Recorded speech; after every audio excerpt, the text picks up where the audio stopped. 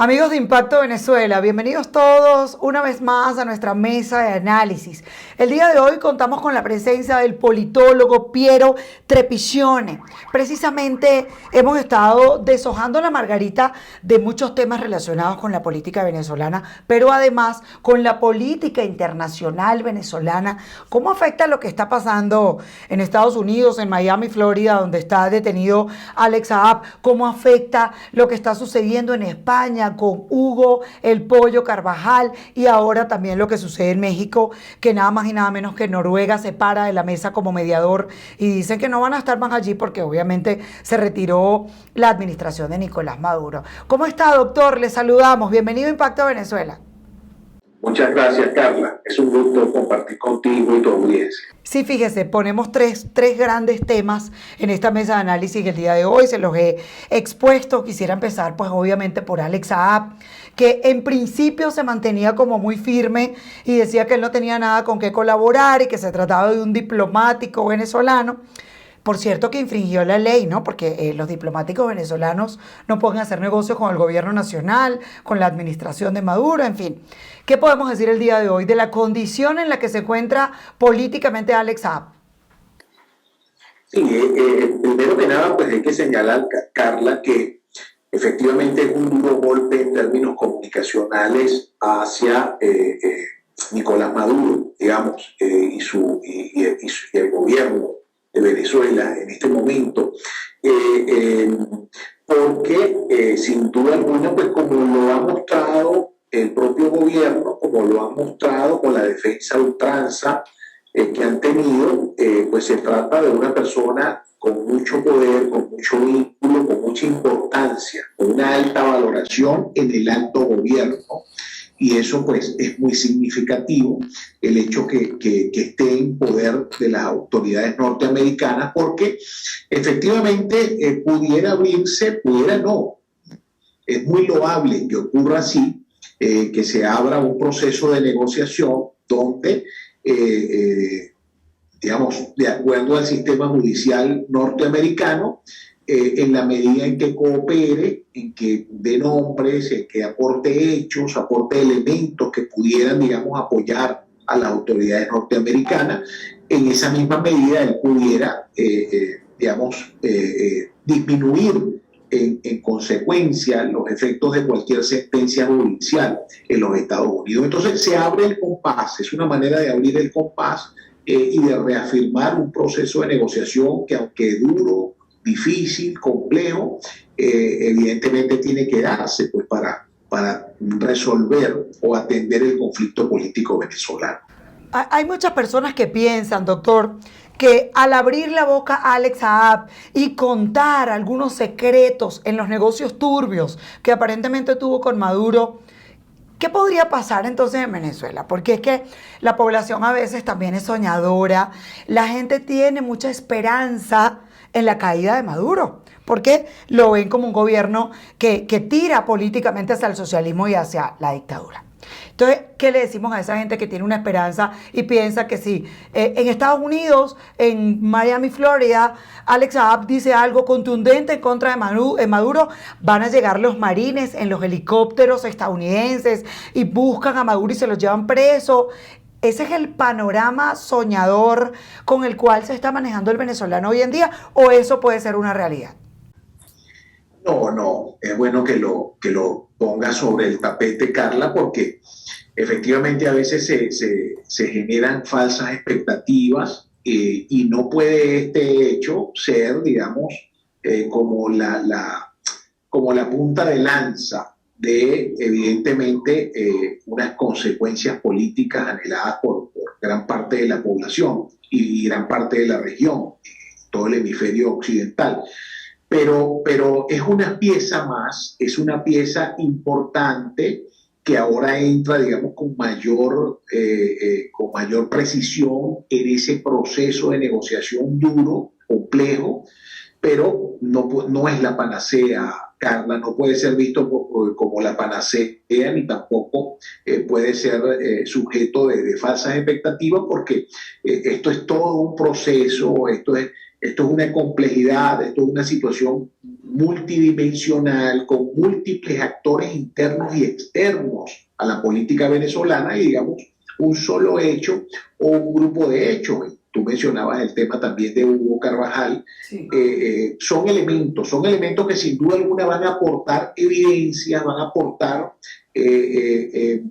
testimonios que pudieran canalizar, digamos, mejor las cosas y pudieran orientar mejor un eventual proceso de negociación, pero definitivamente no son hechos vinculantes, digamos, un parteaguas. No podemos hablar de un parteaguas con relación al tema SAP o con relación al tema de Hugo Carvajal. Sí, fíjese que todo el mundo piensa que, y pensamos, la verdad es que me sumo a eso, pensamos siempre que la esperanza de que Alex Saab pueda vender en Estados Unidos a su socio Nicolás Maduro pudiera traer una consecuencia positiva para quienes ven en eso la caída de Maduro.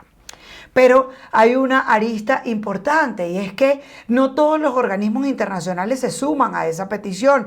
Vimos cómo Nicolás Maduro asistió abiertamente sin ningún tipo de impedimento a una cumbre en México. Es decir, no es que Nicolás Maduro pareciera estar con la soga al cuello y ya cayó apenas Alex Saab diga y abra la boca, cae Maduro. No es tan así. Los organismos internacionales tendrían que actuar, digamos, privando de libertad a Nicolás Maduro a pesar de que hayan tantas denuncias en contra, las denuncias del Pollo Carvajal, las denuncias de Alex Saab y tantas otras que se han sumado. Nicolás Maduro lo que le sobran es denuncias y en la Corte Penal Internacional ni hablar. ¿Pero de qué sirven? ¿Son vinculantes? Mira, mientras Nicolás Maduro esté en el poder, mientras esté ejerciendo efectivamente el poder en Venezuela, el poder fáctico en Venezuela, difícilmente esas cosas pueden proceder. En todo caso, son elementos que se van a sumar, que se van acumulando y se van articulando para efectivamente avanzar en la estrategia de negociación y en la estrategia de ir cerrando pasos y posibilidades y margen financiero, digamos, a la actuación de quien ostenta el poder hoy en Venezuela. Pero no son como te decía, un parteaguas o un elemento definitivo en ese sentido.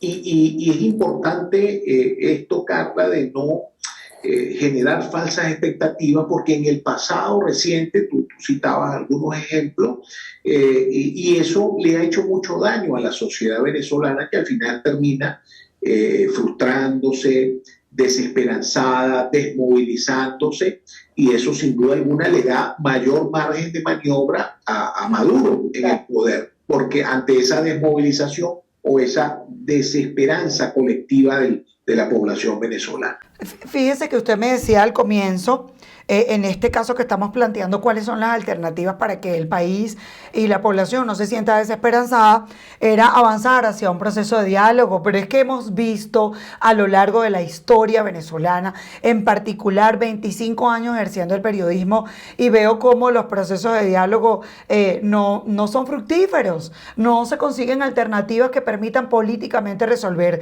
alguna crisis en Venezuela. Lo que terminan los políticos es negociando, eso sí lo hemos visto.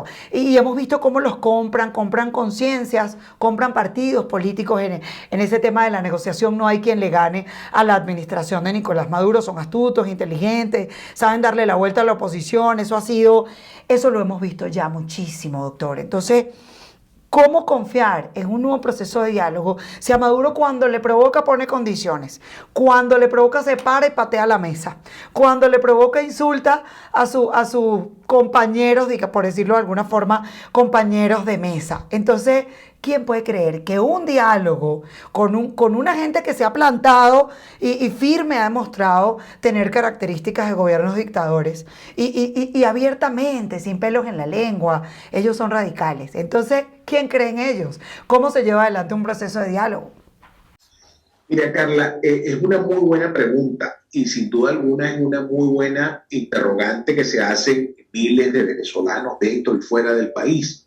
Pero el tema está en que, digamos, de momento y por largo tiempo no hay otra posibilidad. Es decir, no hay un escenario distinto a la posibilidad de llevar a cabo un diálogo y una negociación que permita, digamos, generar un clima de confianza que reactive la participación política en el país y que efectivamente permita una derrota contundente de los factores de poder en el país y generar a lo sumo pues una transición política. Es decir, el único escenario real, Carla, esto es real político, duele decirlo, porque yo también soy venezolano y uno resiente la situación del país, pero en términos de real político no hay de momento una alternativa diferente a un proceso de diálogo y negociación. Eso sí, con el apoyo y el acompañamiento de la comunidad internacional, porque solos gobierno y oposición en Venezuela conversando, dialogando, ahí sí te compro el criterio de que no se va a llegar a ningún lado. Ya la desconfianza mutua es tremenda y no se va a llegar y el descrédito y no se va a llegar a ningún lado. Por eso la necesidad del acompañamiento internacional. ¿Qué es lo bueno, Carla, en este último proceso de diálogo en México? Que aquí están todos los que son.